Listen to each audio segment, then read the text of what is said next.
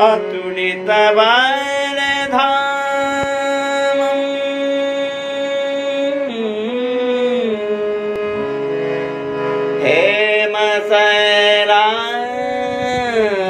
हेमशैलाभदेहं तनुजवन कृशानुं ज्ञानिनां गण्यं सकलगुणनिधानं वानराणामधीशं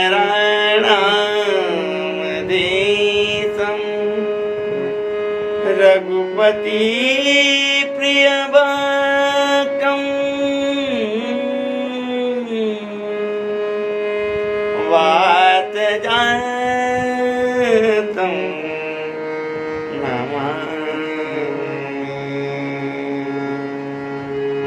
श्रद्धालुओं, हनुमान चालीसा हनुमान जी के चरित्र के चतुर्थ भाग का अवलोकन करते हैं। तुम उपकार सुग्रीव किन्हा राम मिलाय राजपद दीन्हा। तुम उपकार सुग्रीव कीन्हा राम मिलाय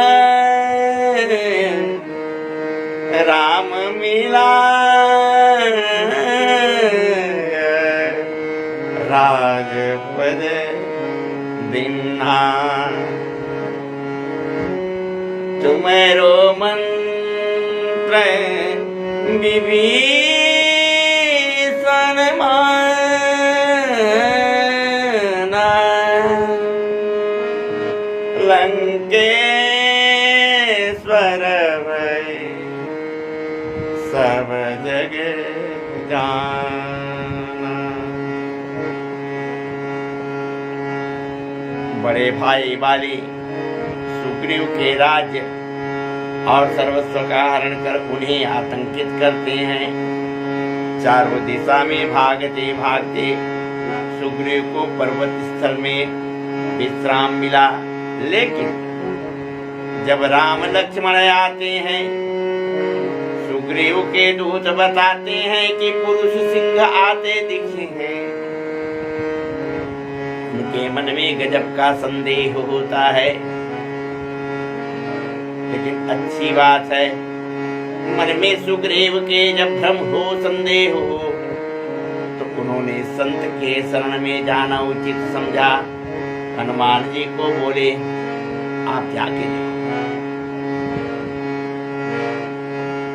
हनुमान जी गए, भगवान श्री राम और लक्ष्मण जी को देखे, उनसे परिचय बनाए और उनको लाके सुग्रीव से मित्रता करवाई। जब भगवान राम ने सुग्रीव की सहायता की, बाली का वध किया और सुग्रीव को राज्य मिला। अब तुम्हारो मंत्र विभीषण माना लंकेश्वर भय सब जग जाना। क्या मंत्र बताए? एक विशेष बात है, जब जब हनुमान जी कहीं पहुंचते हैं और अगर उनको ना सुझे कि क्या करूं,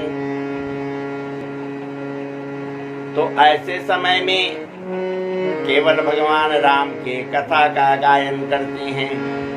चाहे वो अशोक वाटिका में हो, चाहे भगवान श्री राम के गुणगान का गायन विभीषण जी के पास हो, तो भगवान के गुणों का जब गान करते हैं तो हनुमान जी का रास्ता खुल जाता है। तुम्हारो मंत्र विभीषण माना, लंकेश्वर भय सब जग जाना। जब विभीषण से भेंट होती है तो हनुमान जी पहले भगवान श्री राम की कथा कहती हैं और फिर अपना परिचय देती हैं। और जब विभीषण जी बोले कि भगवान से मिलने का कोई उपाय बताओ, तो भगवान श्री राम का कथा कहने के बाद हनुमान जी बोले, प्रभु तुम्हारी और हमारी एक जैसी स्थिति है। विभीषण बोले, वो कैसे?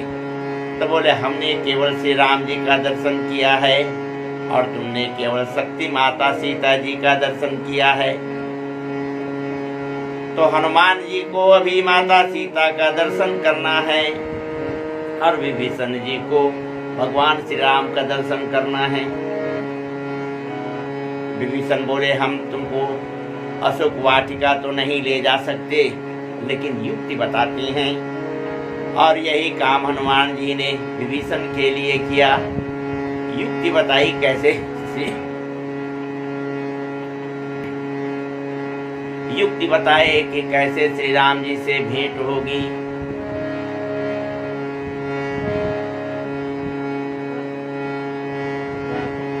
जब भगवान श्री राम से विभीषण जी मिले, तत्काल उन्हें लंकेश्वर कह के उनको राज्याभिषेक किया। अब यहाँ विशिष्ट बात है, माता सीता का पता लगाने गए हैं भगवान श्री राम के लिए। प्रथम राज्य दिलवाए हैं सुग्रीव जी को और द्वितीय राज्य दिलवाए हैं विभीषण जी को। तो हनुमान जी तो केवल परमार्थ का काम करते हैं।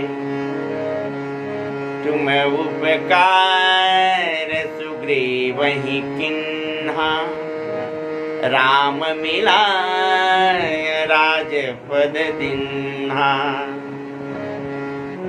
तुम्हारो मंत्र विभीषण माना, लंकेश्वर भय सब जग जाना। युग सहस्त्र योजन पर भानु,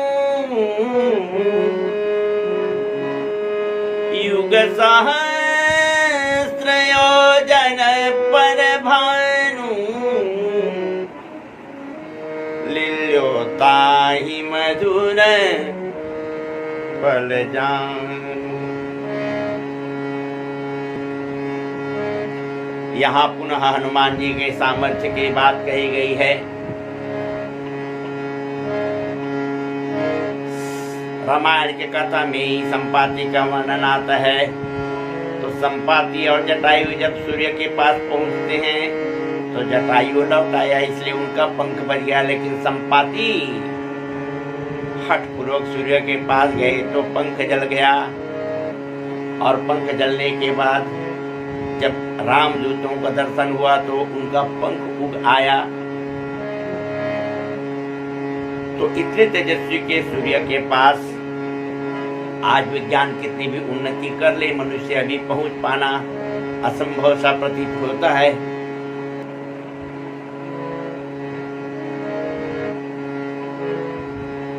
अभी तो इस तकनीकी युग में इस अति प्राचीन बात को प्रमाणित करने का प्रयास किया गया है। कैसा? युग सहस्र योजन पर भानु, लील्योताहि मधुर फल जानु। एक युग माने 12,000 साल, एक युग माने 12,000 साल। और एक सहस्त्र माने 12,000 गुना 1,000 और एक योजन माने 8 मील।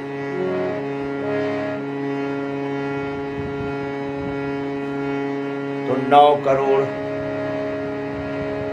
60 लाख मील। और अगर किलोमीटर में इसको जानना हो तो 1.16 से गुणा करें। इस दूरी को पार करना कितना असंभव है। तो बालपने में हनुमान जी छलांग मार के उस सूर्य के पास पहुंच गए और उन्हें फल जान के ग्रसित किया। युग सहस्त्र योजन पर भानु, लील्योताहि मधुर फल जानू। प्रभु मुद्रिका मेली मुख माही, जलधि लागी गयो अचरज नाही।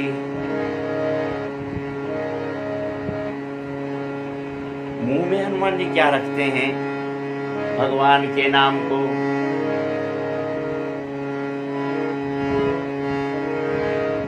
प्रभु के मुद्रिका में राम नाम अंकित है, तो भगवान को ही अपने मुख में रख के हनुमान जी उनके ही बल पर समुद्र को लांघ जाते हैं। इसमें कोई आश्चर्य की बात नहीं है।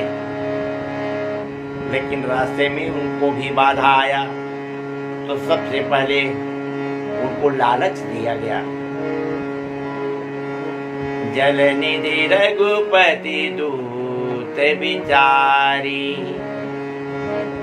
कह मैं नाक ओहु श्रम हारी।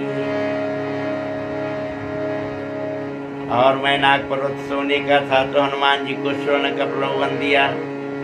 हनुमान जी बोले, राम काज किन्ने बिना, मोहि कहाँ विश्राम।